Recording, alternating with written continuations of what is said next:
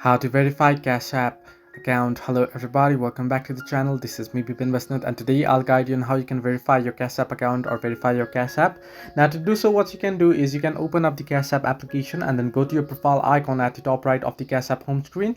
There you'll have to choose the option that says security and privacy, and then continue to the identity verification section. And if you're not verified, you can select verify to continue with identity verification, and then go to the prompts and process in order to verify your account. I won't be able to show you since the screen will turn black once I open up the Cash App and start screen recording, so I won't be able to show you, so I'm narrating here. But in case you want to do it on a browser, you can head into your browser and there you want to search in for verify Cash App, and you can see the official link at the very top, Cash App and verify account. If you just tap on it, here you want to make sure you're logged into your account, and here what you want to do is you want to go ahead and get this link and then go ahead and verify your account once it loads up. So this way you can verify your Cash App. Hope this helped you. Do like and subscribe, and do not forget to leave a comment down below if you have any further issues.